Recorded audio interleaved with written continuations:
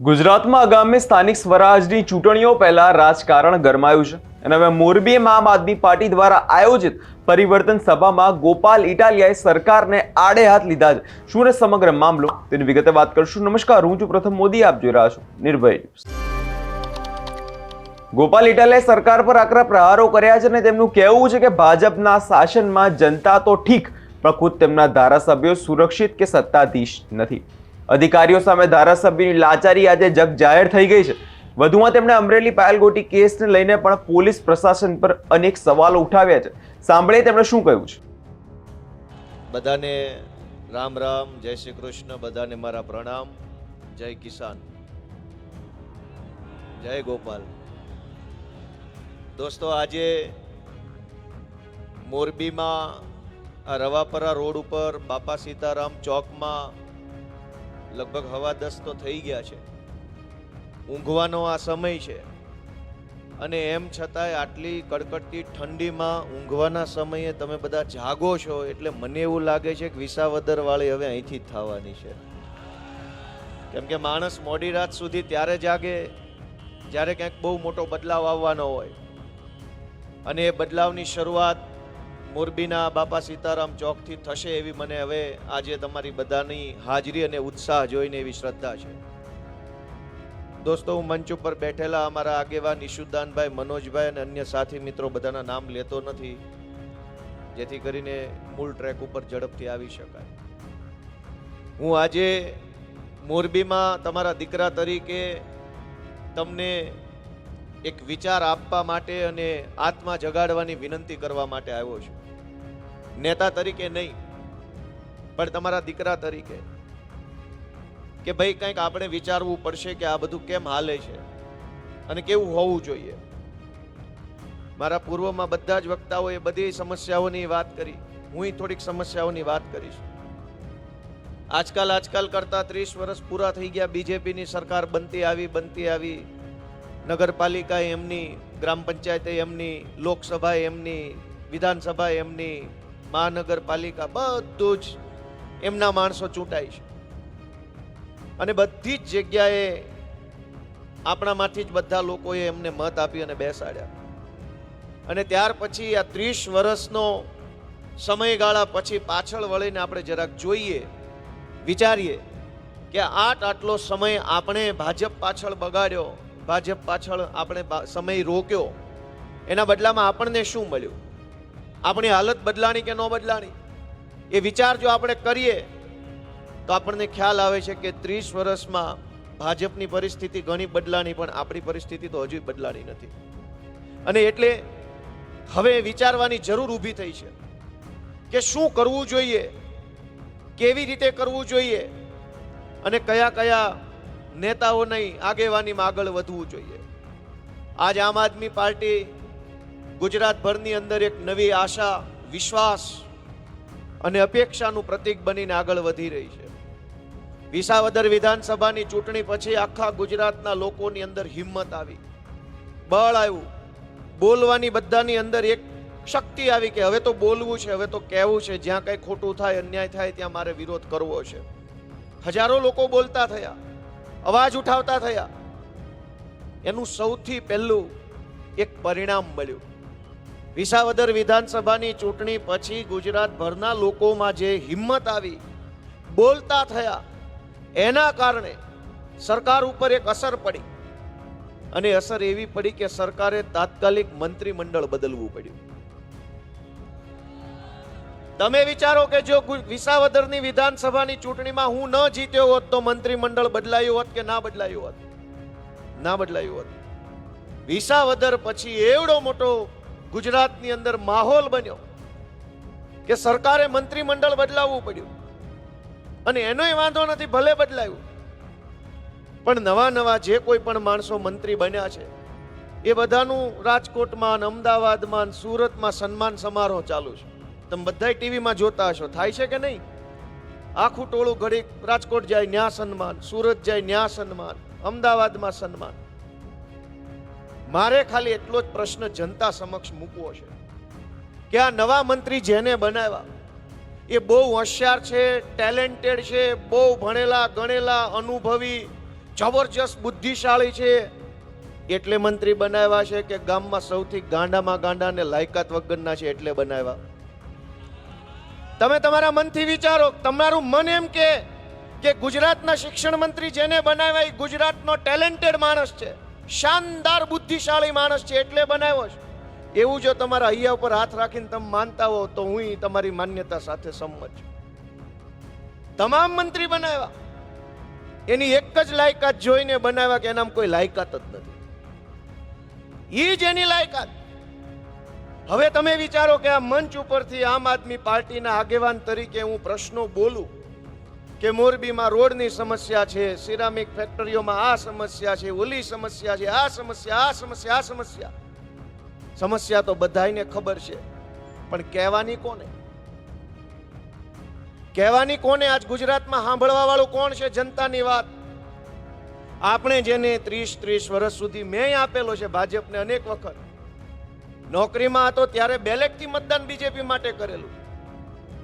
પણ દોસ્તો આટલા વર્ષ સુધી મત આપ્યા પછી આપણા પ્રશ્નોનું કદાચ સોલ્યુશન ન થાય તો હજુ જનતાને વાંધો નથી, પણ સાંભળે તો ખરો કોક. સાંભળવા વાળો તો હોવો જોઈએ. તમે ગ્રામ પંચાયતથી ચાલુ કરો, ગ્રામ પંચાયતમાં કોઈ સાંભળવા વાળું નથી, તાલુકા પંચાયતમાં નથી, મામલતદાર ઓફિસમાં નથી, પ્રાંત ઓફિસમાં, કલેક્ટર ઓફિસમાં, નગરપાલિકાઓમાં આમ જનતા જ્યારે પોતાની વાત લઈને જાય તો કોઈ સાંભળવા વાળું નથી. કોઈ એને કંઈ એની પીડા સમજવાની તૈયારી નથી કોઈની. ધક્કા ખવડાવો, આજ આવજો, કાલ આવજો, સાહેબ રજા ઉપર છે, સાહેબ મીટિંગમાં છે, આમ છે, તેમ છે. હજારો બાનાઓ લઈને સરકારી ઓફિસોમાં માણસો બેઠા છે. નેતાઓને મળાય નહીં, નેતાઓને પૂછાય નહીં, નહીતર નેતા કરતા તો એના ફોલ્ડરિયા એટલા ગરમ હોય છે કે ઈ ખૂણામાં લઈ જઈને ટીબી નાખે. દોસ્તો, કોઈ પણ પ્રશ્ન હોય, માણસને પીડા હોય તો કહેવાની કોને? ક્યાં જઈને કહેવાની? કોણ સાંભળશે? પોલીસ સ્ટેશનોમાં તો ફરિયાદ લખાવા જવાનું બાપા નામે ન લેવાય. બેગ ઠીકા કોકે માર્યા હોય ને તો એને સમાધાન કરી લેવાય, પણ પોલીસ સ્ટેશન ન જવાય એવો માહોલ આખા ગુજરાતમાં છે. કોક આપણું લઈને વયું ગયું હોય. ગઈકાલે હું ટેક્સટાઇલ માર્કેટ સુરતમાં ગયો તો, ટેક્સટાઇલના વેપારીઓને મળ્યો હું. ટેક્સટાઇલ એક આખા ભારતનો અને વિશ્વનો મોટામાં મોટો ધંધો છે. આ આખા દેશમાં જે કપડાં વેચાય છે એમાંથી મોટા ભાગના કપડાં સુરતમાં બને છે. જેમ અહીંયા સિરામિક છે એ વિશ્વ લેવલે ફેલાયેલો ધંધો છે, એમ સુરતમાં ટેક્સટાઇલ્સ એ વિશ્વ લેવલે ફેલાયેલો ધંધો છે. હું વેપારીઓને મળ્યો, મેં એને પૂછ્યું કે ભાઈ શું સમસ્યા છે, અમને કયો, અમારા ધ્યાને મૂકો, અમને ખબર હશે તો ક્યારેક કંઈક સરકારી વિધાનસભામાં કે બીજેથી જે બોલીશું, અવાજ ઉઠાવીશું, જનતા સમક્ષ મુદ્દો લઈ જશું. અનેક વેપારીઓએ એવું કીધું કે જ્યારે કોક અમારી સાથે ફ્રોડ કરી જાય, માલ લઈ જાય, પેમેન્ટ ન આપે, ખોટા ચેક પકડાવી જાય, વાયદા મારીને છેતરપિંડી કરે, પોલીસ સ્ટેશને લખાવા જાય તો અમારી કોઈ ફરિયાદ લેવાના બદલે ઉલટાના અમારી પાસેથી તે બધું તોડ કરવાની કોશિશ થતી હોય. એટલે અમે તો 2 લાખનો માલ ગયો હોય તો જાતો કરી દેવી, કમાવામાં ધ્યાન આપો, આમાં ધ્યાન આપશું તો 2 ની વાહે 4 નો ખર્ચો થશે. દોસ્તો, આટલી પરિસ્થિતિ ગુજરાતની ખરાબ છે. લોકો દુખી છે, હેરાન છે, પરેશાન છે. તો સરકાર સુધી વાત કેમ નથી પહોંચતી? આપણા ઘરમાં આપણો દીકરો જુવાન હોય કે નાનો હોય, એ 2 દિવસ ઓછું બોલે, ઓછી મજાક મસ્તી કરે ને તો ઘરને ખબર પડી જાય કે બાબલો કંઈક બીમાર લાગે છે. રોજ જેટલું બોલતો એટલું ન બોલે તો પરિવારમાં ખબર પડી જાય કે બેટા કેમ 2 દિવસથી કઈ બોલતો નથી, સુનમુન છો, કેમ બધું ખાતો નથી, ઓછું ખાય તો પરિવારને ખબર પડી જાય કે દીકરાને કંઈક તકલીફ છે. આ ગુજરાતમાં હજારો લોકો છે એ ભાજપની સભામાં આવતા બંધ થઈ ગયા. ઉપર ખબર નહીં પડતી હોય કે પહેલા મત આપતા હતા, સભામાં આવતા કાં બંધ થઈ ગયા નહીં ખબર પડતી હોય એને. મને એમ લાગે છે કે 2 પરિસ્થિતિ બની હશે ગુજરાતમાં. યા તો ગાંધીનગરમાં બેઠેલા નેતાઓને કોઈ કહેવા વાળું જ નહીં હોય, અને યા તો કહેવા વાળા મારી જેવા હશે તો ગાંધીનગરમાં કોઈ સાંભળવા વાળું નહીં હોય. આ 2 પરિસ્થિતિમાં ગુજરાતના હજારો લોકો દુખી છે. અને એટલે હું તમને વિનંતી કરવા આવ્યો છું, તમારો આત્મા જગાડો, તમારા મનને ઢંઢોળો કે આવું ને આવું ક્યાં સુધી ચાલશે, અને આની અંદર બદલાવ કરવો હોય તો શું કરવું પડશે. અમે તો જીગર કરી છે, અમે તો ભાજપ સામે 12 વટે ચડ્યા છીએ, અમે તો છેક સુધી લડી લેવાની તૈયારી સાથે હામાં પડ્યા છીએ. તમારો આશીર્વાદ હશે તો અમારું બારવટું ટકશે ને બારવટામાં વિજય થાય અમારો દોસ્તો. તમારા આશીર્વાદની જરૂર છે. પંકજભાઈ રાણસરિયા જ્યારે બોલતા હતા ત્યારે એમણે એમ કીધું કે મોરબીમાં એક સારું ફાયર સ્ટેશન નથી. અહીંયા તો આ સિરામિકનો ધંધો છે, ગેસ આરે કામ કરવાનું, ગેસની પાઇપો આવી છે, અને આ તો બધું જોખમી કહેવાય. આમ એક દ્રષ્ટિએ ન કરે નારાયણને કંઈક થયું હોય તો બહુ મોટી દુર્ઘટના બને. એક સારું કહી શકાય એવું ફાયર સ્ટેશન મોરબીમાં નથી, એવું પંકજભાઈએ કીધું. મારે પંકજભાઈ તમારું ધ્યાન દોરવું છે કે હળગાવા વાળા હોય એ કોઈ દિવસ ફાયર સ્ટેશન ન ખોલીએ કે એ અમારા જેવાનું કામ છે. ભાજપ પાર્ટી તો હળગાવાની પાર્ટી છે. હિન્દુ મુસલમાન વચ્ચે હળગાવે, લેવા કડવામાં હળગાવે, કોળી ગણબીમાં હળગાવી, તો હળગાવા વાળી પાર્ટી છે. ઈ શું ફાયર સ્ટેશન ખોલવાની? ઈ તો બે જણા વચ્ચે આગ લગાડનારા લોકોની પાર્ટી છે, આગ ઓલવનારા નથી. અને એટલે હું તો તમને વિનંતી કરવા માટે આવ્યો છું કે જરાક જાગો, જરાક વિચારો. સરકાર ધારે તો ઘણું થઈ શકે, પણ સરકાર ધારે કેમ નહીં? આજ આ મોરબીને સૌથી મોટી ઓળખ આપી, પગભર થવાનું જેણે પ્લેટફોર્મ પૂરું પાડ્યું એ સિરામિકના ધંધાથી શરૂ કરું મારી વાત. કે આખા દુનિયાની અંદર અહીંની ટાઇલ્સ વેચાય છે. જૂના જમાનામાં ઓલી સિમેન્ટની લાદી બનતી, મહાદેવ બાપાને શું કહેવાય, મોજેબ. ત્યારથી લઈને આજે હાઈફાઈ ટેકનોલોજી વાળી વિટ્રીફાઈડની બધી આખી વેરાયટીઓ બનતી થઈ છે. આ આટલો મોટો જે રસ્તો કાપ્યો ઇન્ડસ્ટ્રી જે, કે મોઝેક ટાઇલ્સથી લઈ અને વિટ્રીફાઈડની પ્રીમિયમ ક્વોલિટી સુધીની જે સફર કરી, એમાં સરકારનો ટેકો કેટલો અને સમાજનું યોગદાન કેટલું એ વિચારો ને તો ખબર પડી જાય કે સરકાર તો છે ને ખાલી હેરાન કરવામાં જ કામમાં આવી છે. બાકી આટલું આગળ તો પબ્લિકની મહેનતથી વધ્યું. સરકાર બીજી કોઈ મદદ ન કરે, સિરામિક ઇન્ડસ્ટ્રીઝને કોઈ મદદ ન કરે, ખાલી નડવાનું બંધ કરી દે ને તો આ ધંધો અત્યારે છે ને એના કરતા 10 ગણો મોટો હજુ બની શકે એમ છે. ખાલી નડવાનું બંધ કરી દેવાનું. કોઈ અધિકારી ઓફિસે ડોકાવો ન જોઈએ ક્યાંય. જીએસટી વાળોય નહીં, કોર્પોરેશન વાળોય નહીં, ધૂળની ડમરી વાળોય નહીં, જીપીસીબી વાળોય નહીં. નડવાનું બંધ કરી દે ને તો લોકોમાં એ શક્તિ છે કે લોકો પોતાના મહેનતથી આ શહેરને હજુ મોટું અને મજબૂત બનાવી શકે એમ છે. પણ સરકાર પાસે કોઈ વિઝન નથી. દોસ્તો, સૌથી એવડી મોટી સમસ્યા છે કે આ ભાજપની સરકાર પાસે કોઈ વાતનું આયોજન નથી. આપણે એક ઘર બનાવતા હોઈએ તો આપણી પાસે આયોજન હોય કે આ ઘરમાં ટોયલેટ કઈ બાજુ રહેશે, બેડરૂમ કઈ બાજુ રહેશે, કઈ સાઈઝનો બેડરૂમ રહેશે, બાલ્કની ક્યાં રહેશે, પંખો કેવો હશે, સોફા કેવા હશે, બધું જ આયોજન કર્યા પછી મકાન બનાવીએ. આ સરકારને કાલ શું થશે ને કોઈને કઈ ખબર નથી. આજે શું કરવાનું છે એ મીટિંગમાં ઉપરથી ફોન આવે ને બધા અધિકારી લાગી જાય છે. આ મોરબીને મહાનગરપાલિકાનો દરજ્જો આપ્યો. હવે તમે વિચારો કે કોઈ પણ ભાજપના નેતાને તમે ખૂણે ખાંચ કે પૂછજો કે આ મહાનગરપાલિકા બની તો તમારી પાર્ટી 10 વર્ષમાં મોરબીમાં શું બનાવવા માંગે, ખાલી 3 વસ્તુ કહી દો, એક કઈ ખબર નહીં હોય. કોઈ પણ ભાજપના નેતાને પૂછો કે આ મોરબી મહાનગરપાલિકામાં આવતા 10 વર્ષમાં સરકારનું વિઝન શું, એક કે પેજ પ્રમુખને ખબર હોય ને તો મારી પાસે લઈ આવજો, મારે એના હાથે છે ને સ્વાગત લેવું છે મારું. કોઈને ખબર નથી. બસ દરજ્જો આપ્યો અને બધાને ઇન્ડસ્ટ્રીયાલિસ્ટોને બધા તાલીઓ પાડો ને પેંડા વેચો ને ઢોલ વગાડો. શું કામ? તો કે દરજ્જો મળ્યો. એવો તો હું આ માઇક વાળા ભાઈ કલેક્ટરનો દરજ્જો આપી દઉં ગોપાલભાઈ તરફથી, બાલે કલેક્ટરનો દરજ્જો લઈ જા. એનાથી હું એનાથી શું? કોઈને ખબર જ નથી થવાનું શું છે. મોરબીની અંદર કોઈ યુનિવર્સિટી ખુલવાની છે આવતા 10 વર્ષની અંદર મહાનગરપાલિકામાં સ્માર્ટ સિટીના ભાગરૂપે, તો કે કોઈને ખબર નથી. દરજ્જો મહાનગરપાલિકા. મોરબીની અંદર કોઈ સિરામિકને લગતું બહુ મોટું રિસર્ચ સેન્ટર ખુલવાનું છે નેશનલ કક્ષાનું, તો કે ના એવું કાંઈ ખબર નથી. દરજ્જો મળી ગયો છે અત્યારે. કોઈ મોટું આધુનિક ફાયર સ્ટેશન ખુલવાનું છે, તો કે ના એવી કાંઈક અમને ખબર નથી, ઉપરથી કીધું નથી, દરજ્જો મળી ગયો છે.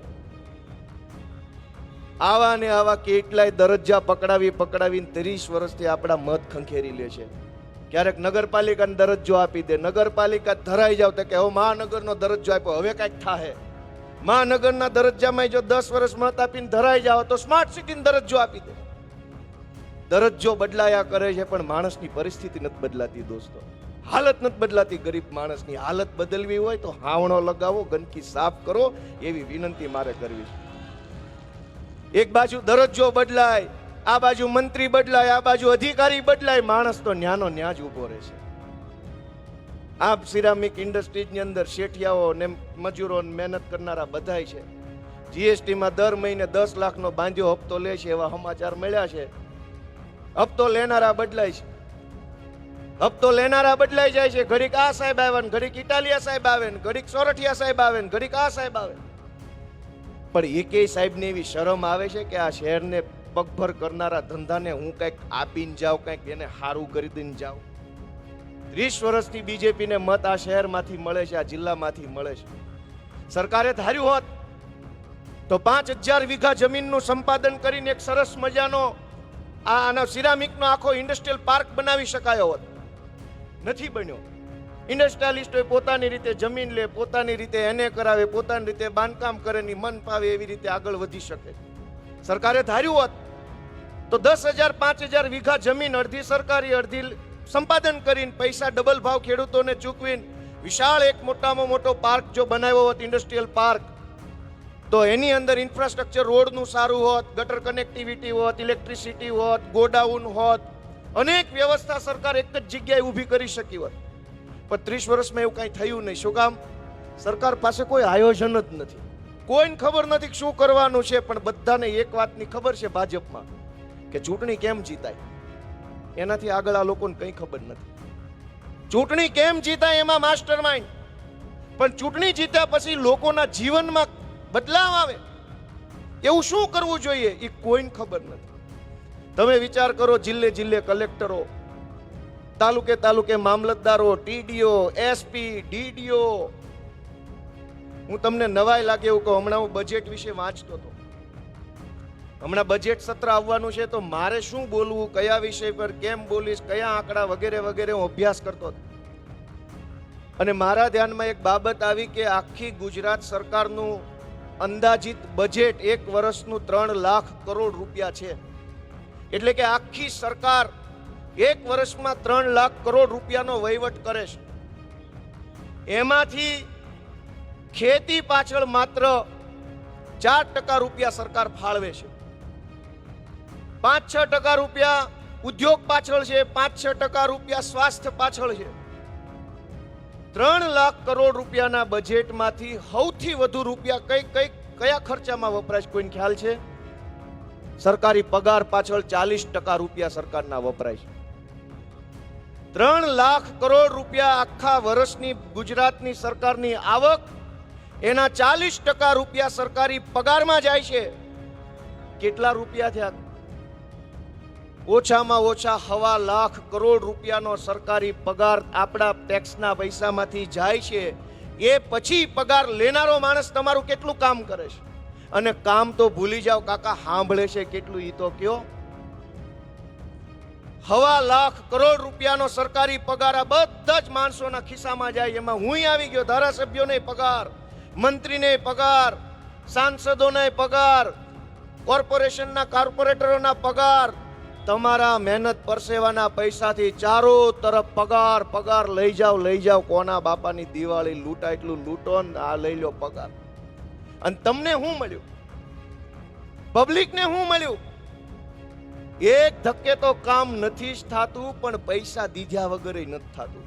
અને ખોટું કામ હોય ને પૈસા દઈને કરાવીએ તો હજુ સમજ્યા ખોટું છે એટલે દેવા પડ્યા. સરકાર તો એટલી સારી છે ને એટલા આપણે બધા સૌભાગ્યશાળી છીએ, સાચું કામ કરાવવાના પૈસા દેવા પડે છે અને સાચાના જ દેવા પડે છે. વિચાર તો કરો દોસ્તો કે આ કઈ પરિસ્થિતિમાં આપણે જીવીએ છીએ. આ મોરબીમાં અને એમે હવે તો આપણા બધા કાઠિયાવાડના જુવાનિયાઓ દુનિયાના અલગ અલગ દેશોમાં રહે જ છે ને. અમેરિકામાં, ઓસ્ટ્રેલિયામાં, જાપાનમાં, ચાઇનામાં બધા ધંધાના કામથી જાતા છે. ત્યાં આવું છે બધું? અહીં છે એવું છે? આપણે ત્યાં એને ત્યાં ફરક શું છે? આપણા દેશમાં વિદેશી આવે એટલે ગમે જિલ્લામાં જાય એટલે એમ કે કમલમ આપ કે બહોત અચ્છે. એને એમ છે આ સરકારી ઓફિસ છે.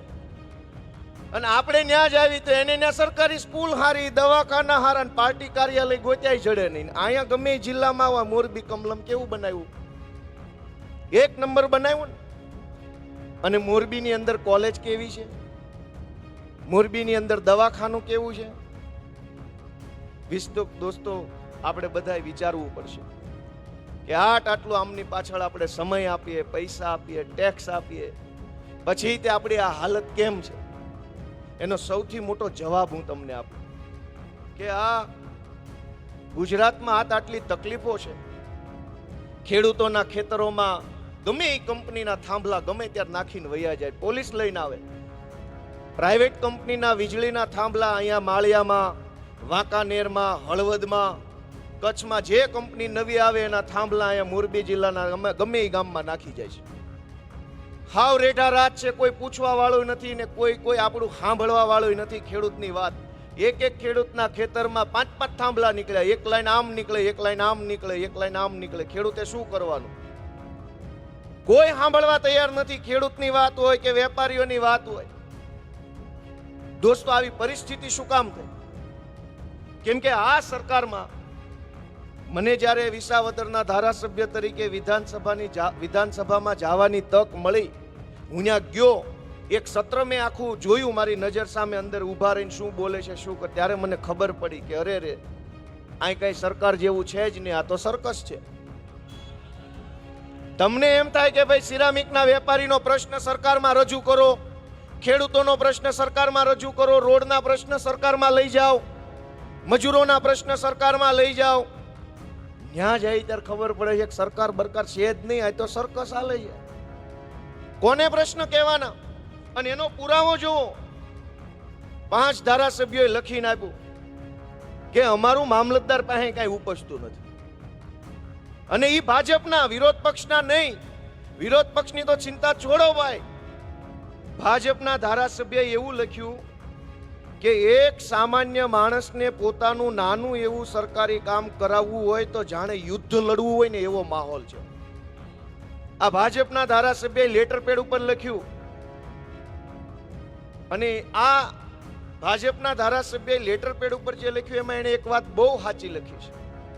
એ હું વાંચી સંભળાવું કે collector, DDO, SP, police commissioner અને અન્ય કર્મચારીઓ, અધિકારીઓ પોતાને ગમતી સારી કચેરી બનાવી તેમાં સરકારના ઉચ્ચ કક્ષાના અધિકારી સાથે વિડીયો કોન્ફરન્સના માધ્યમથી મીટિંગો કરી અને સરકારમાં ફૂલ ગુલાબી ચિત્ર બતાવવામાં આવે છે.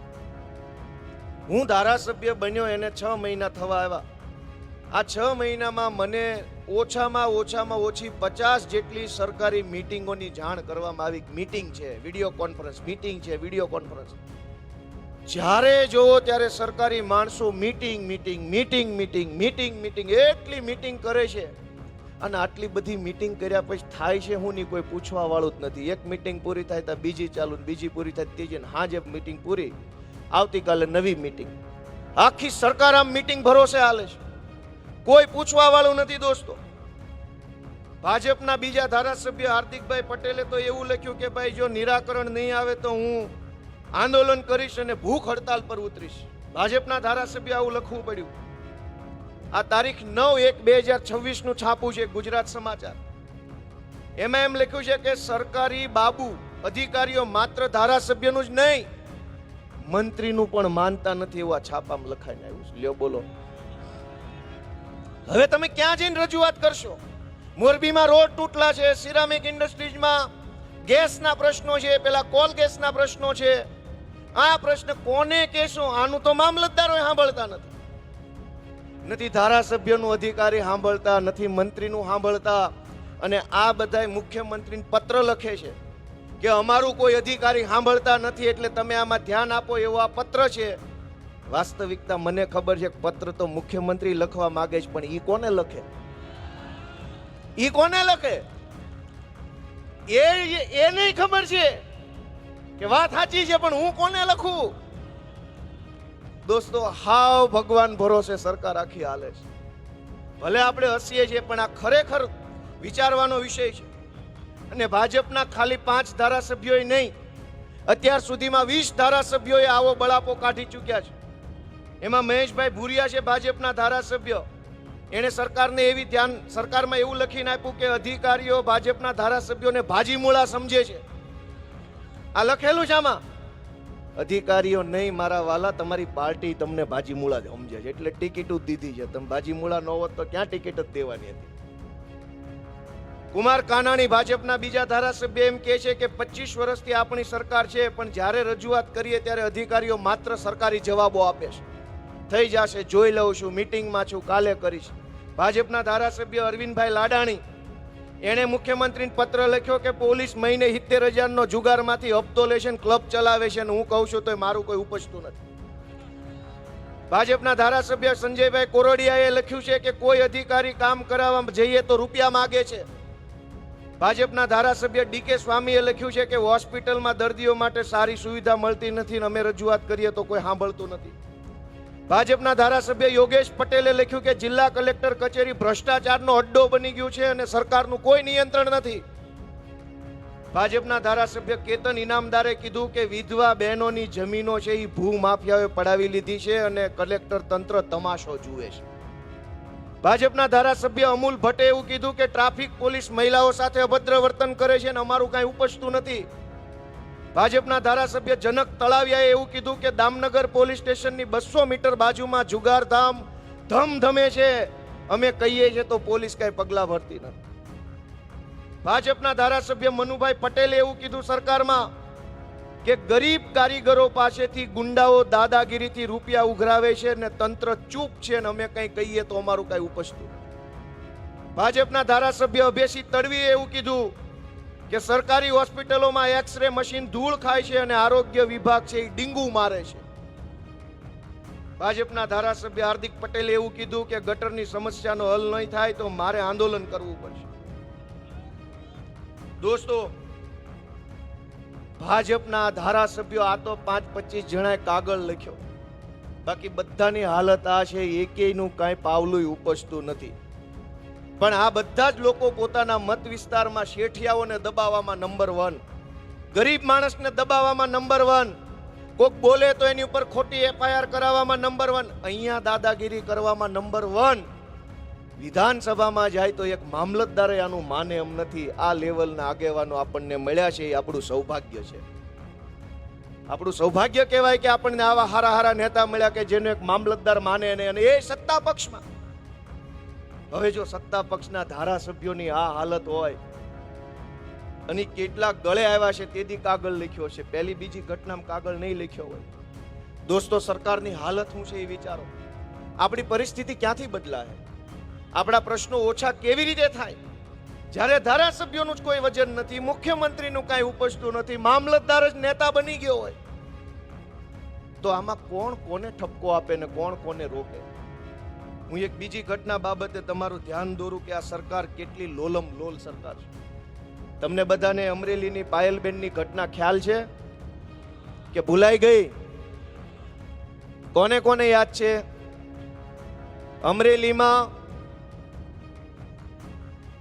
અમરેલીમાં પાયલબેન ગોટીનું સરઘસ કાઢવામાં આવ્યું.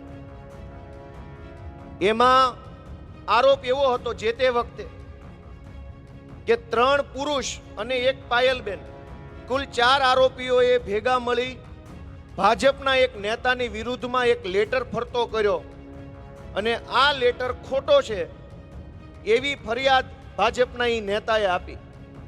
ભાજપના નેતાએ સવારે ફરિયાદ આપી, મોડી રાત સુધીમાં બધા 4 આરોપીની ધરપકડ થઈ ગઈ. બીજા દિવસે પોલીસે 4 આરોપીને કોર્ટમાં રજૂ કર્યા.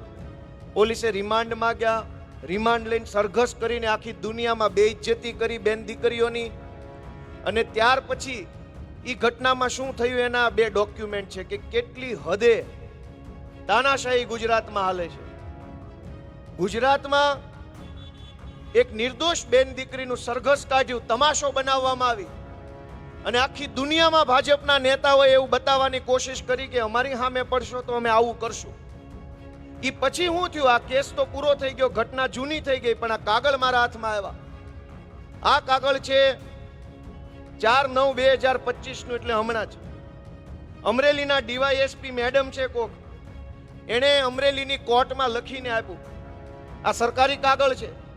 અદાલતના ચીફ જ્યુડિશિયલ મેજિસ્ટ્રેટ અમરેલીને લખીને આપ્યું. એમાં એણે એવું લખ્યું છે કે ઉપરોક્ત વિષય અન્વયે સવિનય જણાવવાનું કે અમરેલી સિટી પોલીસ સ્ટેશનના ફલાણા નંબરના ગુનામાં ફલાણી કલમો વાળી તપાસના કામ દરમિયાન આરોપી પાયલબેન અશ્વિનભાઈ ગોટી વિરુદ્ધ પૂરતો પુરાવો નથી અને આરોપીનું નામ ભૂલથી આવી ગયેલ છે, જેથી આ ભૂલથી કલમ એડ થઈ ગયેલી છે, ભૂલથી નામ આવી ગયું છે, તમે તમારા ચોપડેથી નામ કાઢી નાખજો, અમે અહીંથી નામ કાઢી નાખ્યું છે, તમારું ને મારું પૂરું.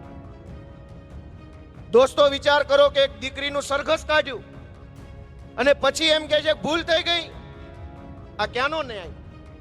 કોણ અહીંયા એવો માણસ બેઠો છે અને ભાજપનો કયો એવો પેજ પ્રમુખ છે જે સહન કરશે પોતાના ઘરની દીકરીનું સરઘસ નીકળે અને પાછળથી પોલીસ એમ કહી દે ભૂલ થઈ ગઈ? આ વ્યાજબી વાત છે લોકશાહીમાં? અહીંનો કયો માણસ એવું ઈચ્છે કે મન ફાવે ત્યારે ભાજપના કહેવાથી એફઆઈઆર, ભાજપના કહેવાથી સરઘસ, પછી કીધું જવા દો તો કે ભૂલ થઈ ગઈ? દોસ્તો આ વ્યાજબી છે કે ગેરવ્યાજબી મને તમે કહો તો ખરા. આવી રીતે એને કોર્ટમાં લખીને આપ્યું ભૂલ થઈ ગઈ, તો તમારા સરઘસ કાઢ્યું એનું શું? તમે એના રિમાન્ડ લીધા એનું શું? જેલમાં પૂર્યા એનું શું? અને વાત આટલેથી નથી અટકી. એફઆઈઆરમાં કુલ 4 આરોપી હતા. એમાં પાયલબેનના કેસમાં કોર્ટમાં લખીને આપ્યું ભૂલ થઈ ગઈ છે ભાઈ, આનો કઈ પુરાવો બુરાવો છે નહીં. બાકીના 3 આરોપીને લખીને આપી દીધું કે આ બીજા 3 જે આરોપી વધ્યા છે એનું નામ પણ ભૂલથી આવી ગયું છે ને એની વિરુદ્ધ કઈ પુરાવો નથી, એનું નામ કાઢી નાખજો ને અમે જ કાઢી નાખ્યું. દોસ્તો એક ખોટી એફઆઈઆર કરી, 4 જણાના રિમાન્ડ લીધા, જેલમાં પૂર્યા, સરઘસ કાઢ્યું ને પછી લખીને આપી દીધું ભૂલ થઈ ગઈ. હી. દોસ્તો આ કેટલું વ્યાજબી તમે વિચારો. આ દેશ લોકશાહીથી ચાલતો દેશ છે કે મુઘલશાહી છે? અકબરનું શાસન છે કે સંવિધાનનું શાસન છે? અકબરના શાસનમાં કદાચ આવું નહીં થયું હોય, બહેનો દીકરીઓના સરઘસ કાઢીને પાછળથી કહેવાનું ભૂલ થઈ ગઈ. તે દિવસે આખો સમાજ એમ કહેતો હતો કે આ ખોટું છે, આ દીકરી નિર્દોષ છે, આ ખોટું છે. ત્યારે ભાજપના નેતા પોલીસે એવું કીધું કે ના ના ના તપાસ ચાલુ છે, અને તપાસ કરી પછી એમ કહી દીધું ભૂલ થઈ ગઈ. જો દીકરીઓ ઉપર જુલમ કરવામાં, ખોટી એફઆઈઆર કરવામાં કઈ બાકી ન રાખતા હોય તો અમારી ઉપર તો હું બાકી રાખતા હશે. પણ અમે કડક કાળજાના માણસો છીએ, આવા અમે એવા ભાજપ વાળાથી બીતા નથી. તમારા હોય એટલી એફઆઈઆર કરી લેજો ને તમારા ચોપડે લખતા રહેજો, કેમ કે અમારી સરકાર આવે પછી હિસાબ મેળ થવો જોઈએ પાછો. કાલ અમે તમારી ઉપર એફઆઈઆર કરીએ ને જેલમાં પૂરીએ ને તો પછી કહેતા નહીં કે 2 વધુ કરી. તમે તમારા ચોપડામાં લખતા રહેજો ને અમે અમારા ચોપડામાં લખતા રહીએ છીએ કે તમે કેટલો જુલમ અમારા ઉપર કર્યો છે. દોસ્તો હું તમને વિનંતી કરવા આવ્યો છું કે જરાક પોતાનો આત્મા જગાડો. આ સંઘર્ષ કરનારા લોકો વધ્યા છે, એ ગુજરાત માટે લડે છે અને ગુજરાત માટે લડવાની સજા અમને મળે છે કે વારંવાર ખોટી એફઆઈઆરોમાં જેલમાં પૂરે છે. રાજુભાઈ કરપડા અત્યારે જેલમાં છે, પ્રવીણભાઈ રામ જેલમાં છે. અમારા વિસાવદરની ચૂંટણીમાં ખૂબ જેણે મહેનત કરી એવા હરેશભાઈ સાવલિયાને અત્યારે ખોટી એફઆઈઆર એટ્રોસિટીની કરીને જેલમાં પૂર્યા છે. કદાચ મને પૂરી દે, અમને કોઈ વાંધો નથી. અમે તો જનતા માટે લડવા આવ્યા છે. રૂપિયાવાળા થઈ જવું હોય, ગાડી બંગલાવાળા થઈ જવું હોય, મોટી મોટી ગાડીઓમાં ફરવાનું કરવું હોય તો માત્ર ઊભું ડોકું હલાવીએ ને એટલી જ વાર લાગે, ટેકાના ભાવે લઈ લે એમ છે. પણ અમારે ઊભું ડોકું હલાવીને રૂપિયાવાળા નથી થવું. અમારું ડોકું તો આડું હલશે કે નહીં, ખોટું નહીં હાલે, પાડી દેવાના છે, નહીં હાલે, ખોટું ડોકું આડું જ હલાવવાનું છે ગમે ત્યારે. અમે તો પાટીદાર આંદોલન વખતના આડા ડોકા હલાવીશું. દોસ્તો હું તમને વિનંતી કરું છું કે જરાક આત્મા જગાડો. આ સરકારમાં કોઈ સરકાર જેવું નથી, હાવ સર્કસ હાલે છે. અને એનો હું તમને દાખલો બીજો આપું કે આપણે મત આપીએ, આપણે ટેક્સ આપીએ, આપણે પગાર આપીએ બધાને, આપણી કોઈ ચિંતા કોઈ કરતું નથી. પેલું રિતિક રોશનનું ફિલ્મ આવ્યું તેમાં અજીમો શાન શહેનશાહ એવું કંઈક ગીત હતું. અજીમો શાન શહેનશાહ જો ગાંધીનગરથી આવે તો રોડ બની જાય, પટ્ટા લાગી જાય, કલર થઈ જાય. કેમ તો કે અજીમો શાન શહેનશાહ મુઘલ સમ્રાટ આવ્યા છે ગાંધીનગરથી. મુઘલ સમ્રાટ આવે તો રોડ બને, મુઘલ સમ્રાટ આવે તો પટ્ટા લાગી જાય. મુઘલ સલ્તનતના બધા બાદશાહો ગાંધીનગર દિલ્હીથી આવે તો રાતો રાત આખી નગરપાલિકા, મહાનગરપાલિકા, કલેક્ટરો, જિલ્લે ઇલાહી આવી ગયા છે કે રોડ બનાવો. અને જે મત આપે છે, જે ટેક્સ આપે છે, એ જનતા 20 વર્ષ સુધી દુખી થાય ને તો એક તગારું રેતી કોઈ નાખવા તૈયાર નથી. તમે મત આપો, તમે ટેક્સ આપો અને સરકાર બને, પછી જિલ્લે ઇલાહી આવી ગયા છે, અજીમો શાન શહેનશાહ દિલ્હીથી આવ્યા. કરો નવા રોડ, રાતોરાત જેસીબી, બુલડોઝર, ગ્રાન્ટ, માણસો, મજૂરો, જેસીબી બધું જ આવી જાય. મારી વાત સાચી છે કે ખોટી? તમે 10-15 વર્ષથી તૂટેલા રોડ પર હાલતા હો. જેટલી વાર નેતાને કે અધિકારીને ફોન કરો તો કે ગ્રાન્ટ નથી ને આમ નથી ને તેમ નથી ને. શહેનશાહ જો મુઘલ સલ્તનતના આવે તો બધું જ આવી જાય છે. અને અમે જ્યારે આ વાતનો વિરોધ કરીએ તો અમારી સભામાં માણસો મોકલે છે પ્રશ્ન પૂછવા. અરે ભલા માણસ, એટલા જ પ્રશ્ન પૂછવા હતા ને એટલી જ તમારા હિંમત હતી તો અમે આ રાજકારણમાં આવ્યા એ પહેલા પૂછી લીધા હોત તો હું ઓહો નોકરી કરતો જ કોન્સ્ટેબલની. તેથી તમે ન પૂછ્યા એટલે અમારે પૂછવા રાજકારણમાં આવવું પડ્યું. અમે આવ્યા રાજકારણમાં તો તમે અમને ચોટ્યા. ન્યા પૂછી લેવું હતું ને બધું. દોસ્તો, કઈ હદની પરિસ્થિતિનું નિર્માણ થયું છે તમે જાણો, તમે વિચારો. હું તો તમને વિનંતી કરવા આવ્યો છું. અનેક પ્રકારનો ડર ફેલાવેલો રાખે છે. શરૂમાં સિરામિકના ધંધામાં કે સી ફોર્મ ભરવું પડશે. વર્ષો સુધી હાલ્યું.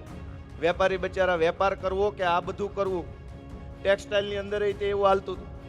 પછી આ કોલ ગેસનું લાવ્યા. મેં તો એવી વાત સાંભળી, તમે વિચારો કે તમે જાગૃત નહીં બનો તો ભગવાન તમારું ભલું નહીં કરી શકે. પોતાનું ભલું કરવાની જવાબદારી પોતાએ લેવી પડશે. પહેલા પોતે લેશે ને તો 1000 હાથવાળો ટેકો કરશે. દોસ્તો, ભાજપના માણસો નત નવા બીક આપણને બતાવી જાય. ઓલું કોલ ગેસનું આવ્યું, એની જીપીસીબી એ પરમિશન આપી, એના માણસો ચેક કરી ગયા, એના માણસોએ લાયસન્સ આપ્યા, પછી તો બધાએ પ્લાન્ટ નાખ્યા ને પછી તો બધાએ કોલ ગેસ વાપર્યો અને 7-8 વર્ષ હાલ્યું. ત્યાં સુધી સરકારને લાગ્યું ને કે આમાં પ્રદૂષણ થાય છે. ઉપરથી આવ્યું તો કે બંધ તો કરો, બંધ કરાવી દીધું, એનોય વાંધો નહીં. જૂની તારીખના ઉઘરાણાની નોટિસો લટકતી રાખીશ માથા પર. એમને વાંધો પ્રદૂષણથી નથી, એમને વાંધો ઈ વાતનો એક તમારી ઉપર એક લબડતી તલવાર કાયમ રાખવી છે. એટલે તેમ કાયમ ભાજપને મત દીતા કરો અને કાયમ બીતા રહ્યો. પ્રદૂષણથી જ વાંધો હોય તો હમણાં તમે ગાડીમાં જુઓ, પીયુસીમાં 500 રૂપિયા આપો પ્રદૂષણ ન થાય, ન આપો થાય. ગાડી ઈની, માણા ઈનો, સાયલેન્સર ઈનું, 500 રૂપિયા દઈ દો નથી પ્રદૂષણ, ન દો તો પ્રદૂષણ. આવું જીપીસીબી નું છે, આવું જીએસટી વાળાનું છે. 10 લાખ રૂપિયા મહિને પોગાડજો તો કે રેડી, કમ્પ્લીટ ધંધો હાલે છે, બહુ સરસ. 10 લાખ નો આપો તો ડીજીસીઆઈ આવે ને આ આવે ને તે આવે ને. મોટા ચોરના પેટના આપણી કંપની આવીને ચોરી પકડવાની કોશિશ, ચોરના પેટના છે તો અહીંયા આવ્યા. દોસ્તો, દરેક અને સૌથી મોટી કલ્પના તો કરો, દેશના વડાપ્રધાન સ્વદેશી અપનાવો, સ્વદેશી અપનાવો, અને એના પેજ પ્રમુખોએ ઝંડો લઈ લઈને નીકળ્યા, સ્ટીકર મારે સ્વદેશી અપનાવો. ભાઈ, થાનગઢની માટી અને મોરબીની ફેક્ટરીની સ્વદેશી ટાઇલ્સ બનાવનારા વેપારીને થોડીક સગવડતા તો આપો, તો સ્વદેશી અપનાવીને ઘરના વેપારીને બીવડાવવા છે સ્વદેશીની વાતો કરો છો. આ મોરબીમાં ટાઇલ્સ જે બને છે એ વેપારીને તો બીવડાવવામાં આવે છે જીએસટીના નામે, ગેસની લાઈનના નામે, આના નામે, તેના નામે, અને વાતું સ્વદેશીની કરવી. આ વેપારી સ્વદેશી જ છે બધા, અહીંના ઘરના છે, આ ગામના છે, ગુજરાતના છે, આપણા કાઠિયાવાડના છે. મહેનત કરીને અહીં પોગાડ્યો છે ધંધાને, એને મદદ નથી કરવી. સ્વદેશી અપનાવો. વિધાનસભામાં સપ્ટેમ્બરનું સત્ર આવ્યું, એમાં સ્પેશિયલ પ્રસ્તાવ લાવવામાં આવ્યો હતો, છેલ્લા દિવસનો પ્રસ્તાવ. એની અંદર આટલું લાંબુ ભાષણ હતું સ્વદેશી ઉપર કે નરેન્દ્રભાઈનું કેવડું મોટું વિઝન છે સ્વદેશી બાબતે. એમાં સદભાગ્યથી મારો બોલવાનો વારો આવ્યો સ્વદેશી ઉપર. ભાજપના કેટલાક સભ્યો બોલ્યા કે સ્વદેશીનું મહત્વ નરેન્દ્રભાઈએ દેશને સમજાવ્યું ને સ્વદેશી આમ ને સ્વદેશી તેમ ને વગેરે વગેરે કર્યું. એમાં મારો 2 મિનિટ પૂરતો વારો આવ્યો. મેં ઊભા થઈને એમ કીધું કે આ સ્વદેશીનો વિચાર ખૂબ સારો છે. આ વિચાર દેશમાં સૌ પ્રથમ વખત મહાત્મા ગાંધીજીએ દેશને આપ્યો હતો. પણ ગાંધીજીનો સ્વદેશીનો વિચાર એવો હતો કે પોતાના દેશની વસ્તુ વાપરો એમ નહીં, તમારા ઘરની નજીકમાં જે વસ્તુ બનતી હોય ને એ વાપરો ને, એને સ્વદેશી કહેતા હતા. કે પેલા પડખેવાળાને માલ લ્યો એટલે એ કમાઈને તમારે સસ્તું પડે. ત્યાં તો તરત ઘંટડી વાગી, ગોપાલભાઈ આપનો નંબર પૂરો, બેસી જાવ. નહીં, મેં કીધું તમે એ વિચારને, ગાંધીના વિચારને પોતાના નામે ચડાવવાની કોશિશ કરો છો. અને ઘરના વેપારીને તમે કાયમ બીકમાં રાખવા માટે જીએસટીમાં. ભાઈ, ટાઇલ્સ જે છે એ કોઈ કઈ મોજ શોખની વસ્તુ તો નથી, બહુ સારી હોય દરરોજ વાહો ઘસે. ટાઇલ્સ તો જીવન જરૂરી વસ્તુ છે. ટેક્સ તો મોજ શોખની વસ્તુ પર હોવો જોઈએ. જીવન જરૂરી વસ્તુ પર તો માપનો ટેક્સ હોવો જોઈએ. 5% ટેક્સ હોવો જોઈએ. અને 18% ટેક્સ નાખ્યો એટલે વેપારીઓએ મજબૂરીવશ કાંઈક સરકારી સિસ્ટમમાંથી પસાર થાય તો બે કાગળ કદાચ જાણતા કે અજાણતા એવા બનતા હોય કે જેનાથી ફોલ્ટમાં આવે, બસ એ ફોલ્ટ પકડીને કાયમ વેપારીને પૈસાય લેવાના, મતય લેવાના, અને જે નવો મંત્રી બને એમ કે આનું સન્માનનું ગોઠવી દો ને તમારા ખર્ચે. મિત્રો, હું તમને વિનંતી કરવા આવ્યો છું કે અમારી જેવા જુવાનિયાઓ જે લડવા નીકળ્યા છે એને તમારા આશીર્વાદની જરૂર છે. અમે બધી જ તે ભગવાને અમને એવી શક્તિ આપી છે કે આ નહીં આની જેવા હજાર ગમે એવા મોટા તાકાતવાળા લોકો આવે ને તો અમે બાંધી લઈએ એમ છે. જરૂર ખાલી તમારા આશીર્વાદની છે. તમારો પ્રેમ ભરેલો હાથ અમારા ઉપર પડી જાય ને તો અમે પોગી રહેવું ઠેઠથી ઠેઠ સુધી દોસ્તો. અને એટલે મોરબીમાં હું બધાને વિનંતી કરું છું, આગેવાનોને, વેપારીઓને, વડીલોને, બધાને, કે તમે અમને માર્ગદર્શન આપો, સપોર્ટ આપો. જાહેરમાં ન આવી શકો તો કાંઈ નહીં, બટન દબાવવા જાઓ ત્યારે ધ્યાન રાખો કે બરબાદીનું બટન દબાવવું છે કે આબાદીનું બટન દબાવવું છે. આબાદીના બટન સામે જાડું દોર્યું હશે અને બરબાદીના બટન સામે ફૂલ દોરેલું હશે. દોસ્તો, મારી વિનંતી તમને જો યોગ્ય લાગી હોય તો હું આશા રાખું છું કે આવનારી મહાનગરપાલિકાની ચૂંટણીની અંદર ખૂબ જંગી બહુમતીથી અમારા તમામ ઉમેદવારોને તમે આશીર્વાદ આપશો. અને ઘણીવાર જ્યારે હું એમ કહું કે અમને આશીર્વાદ આપો, મત આપો, તો ઘણીવાર એવોય પ્રશ્ન આવે છે કે કંઈક તમે કંઈક નેતા હારા મૂકજો, ટિકિટ ક્યાંક હારા માણસ આપજો, હારો ઉમેદવાર મૂકજો. હું એનોય જવાબ આપતો જાઉં કે ભાજપ કરતા 1000 વખત હારો હશે એ વાતની ગેરંટી છે. અમારી પાસે બહુ નામચીન નહીં હોય, તમે જેને આમ નામથી ઓળખતા હો કે ફોટાથી એવો કદાચ ન હોય. સીધા માણસો છે, નાના ઘરના માણસો છે, પણ ઈમાનદાર હશે, લોકોનું કામ કરે એવા હશે, ધીરજવાળા હશે, સંયમી હશે, વિનમ્ર હશે, એ વાતની ખાતરી છે. દોસ્તો, તમારા બધાનો આશીર્વાદ મળે એવી આશા સાથે આપ સૌએ મને શાંતિથી સાંભળ્યો એ બદલ ખૂબ ખૂબ હૃદયપૂર્વક આભાર. ભારત માતા કી જય. ગોપાલ ઇટાલિયાએ એક્સેપ્ટ કર્યો છે કે પોલીસ અને તંત્રનો ઉપયોગ કરીને નિર્દોષ લોકોને બદનામ કરવામાં આવે છે. પાલગોટી કેસમાં પણ પહેલા જાહેરમાં તમાશો કરવામાં આવ્યો અને પછી જ્યારે સત્ય બહાર આવ્યું ત્યારે ચૂપચાપ ફરિયાદમાંથી નામ કાઢી નાખવામાં આવ્યું. આ તો કેવો ન્યાય જેવા સવાલો ગોપાલ ઇટાલિયાએ ઉઠાવ્યા છે. અને હવે ગોપાલ ઇટાલિયા લડી લેવાના મૂડમાં છે. આ વિષયને લઈને તમારો શું અભિપ્રાય છે તેમને કમેન્ટ કરી ચોક્કસથી જણાવજો. અને અમારી ચેનલ નિર્ભય ન્યૂઝને લાઇક, શેર અને સબસ્ક્રાઇબ કરવાનું ભૂલશો નહીં.